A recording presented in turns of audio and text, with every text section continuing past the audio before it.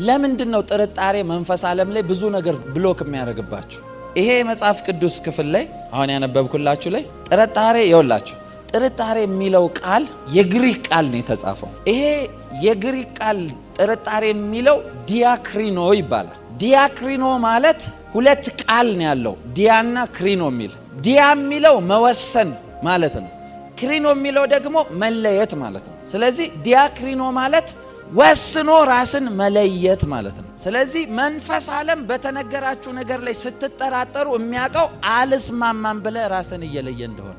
ለዛ ነው ጥርጣሬ የእግዚአብሔርን እጅ እንዳይገለጥ ብሎክ የሚያደርግባችሁ። ከኔ ጋር ናችሁ?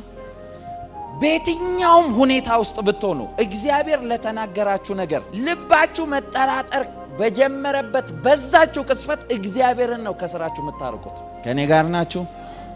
ጥርጣሬ አደገኛ ነገር ነው፣ ኖርማል እንዳይመስላችሁ። መንፈስ ዓለም ለናንተ እንዳይመልስ ብሎክ ያደርጋል። ምሳሌ ላንሳላችሁ። የማቴዎስ ወንጌል ላይ ታስታውሳላችሁ፣ ጌታ ኢየሱስ በባህር ላይ እየተራመደ ሲመጣ ሲያዩት ምታት መሰላቸው። ከዛ አትፍሩ እኔ ነኝ አላቸው ይላል። ልክ እንደዛ ሲላቸው ጴጥሮስ እንደዚህ አለ፣ ጌታ ሆይ አንተ ከሆንክ ጥራኝ አለው። ከዛ እንደዚህ አለው፣ ና አለው። ና ሲለው ና የሚለውን ወርድ ስለሰማ ቀጥ ብሎ እየመጣ ነበር። መጽሐፍ ቅዱስ በዙሪያቸውም ሌሎች ታንኳዎች ነበሩ ይላቸዋል። ማዕበል ስለነበረ ሲያየው አጋንንት ወሬን ያቀበለው። ማዕበሉ ያሰምጣል፣ እየው መርከቦቹ እንዴት እንደሚያደርግ፣ እየው እንደዚህ እንደሚሆን የጥርጣሬ ወርድ ነው የሰጠው። የዛችሁ ቅጽበት ላይ መስመጥ ጀመረ። በደንብ ስሙኝ። እዚህ ጋር እየሰመጠ ያለ ጌታ ጸጥ ብሎ ነው እያየው ያለው። እየሰመጠ ሮጦ ጌታ ሰመጥክ እንዴ ብሎ አላነሳው። ጌታ ለጥርጣሬው መልስ አልሰጠው። ለምን ተጠራጠርክ ብሎ ነው የተናገረው። ጌታ መልስ የሰጠው ጌታ ሆይ አድነኝ ላለው ቃል እንጂ ለጥርጣሬው ዝም ነው ያለው። በየትኛውም ሁኔታ እግዚአብሔር ለተናገራችሁ ነገር ልባችሁ ከተጠራጠረ እግዚአብሔር እጁን አያስገባም። ሰይጣን ለዛ ነው በብዙ ብሎክ የሚያደርጋችሁ፣ ልባችሁ እንዲጠራጠር የሚያደርገው። ለጴጥሮስም ጥርጣሬው እያሰመጠው ነው። ጌታ እንዲረዳው ያደረገው ግን አድነኝ የሚለው የጴጥሮስ ጩኸት ነው። ከኔ ጋር ናችሁ? ላንብብላችሁ እሱን ቃል። እሺ፣ ማቴዎስ ወንጌል ምዕራፍ 14 ቁጥር 26 የመጨረሻ ይቺን አንብቤላችሁ እንጨርሳለን።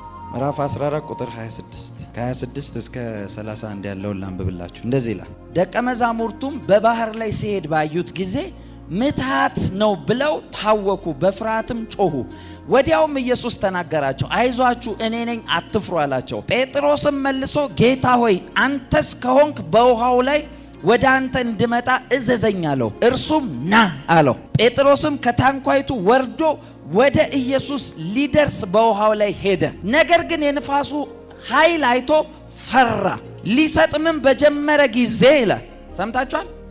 የንፋሱን ኃይል አይቶ ይው እዚህ ጋር የሚላችሁ ሊሰጥምም በጀመረ ጊዜ ጌታ ሆይ አድነኝ ብሎ ጮኸ። ወዲያውም ኢየሱስ እጁን ዘርግቶ ያዘውና አንተ እምነት የጎደለ ስለምን ተጠራጠርክ አለው። ሰምታችኋል? ና ያለው ጊዜ በኢየሱስና በታንኳው መካከል ዲስታንስ አለ። እየሄደ ነበረ። ኢየሱስ ጋር ሊደርስ ሲል ማዕበል አይቶ ፈራ ይላል። ወዲያው ሰመጠ ይላል። ጌታ ሲሰምጥ አይደለም ያስጣለው፣ አድነኝ ብሎ ሲጮህ ነው ያዳነው። እያዳነው ግን አንድ ነገር አለው፣ አንተ እምነት የጎደለ ለምን ተጠራጠርክ? የገደለ ጥርጣሬው ነው። ውሃውማ መሬት ሆኖልህ እየሄድክ ነበር። መሬት እንዳይሆን የከፈትከው የልብ ጥርጣሬ ነው።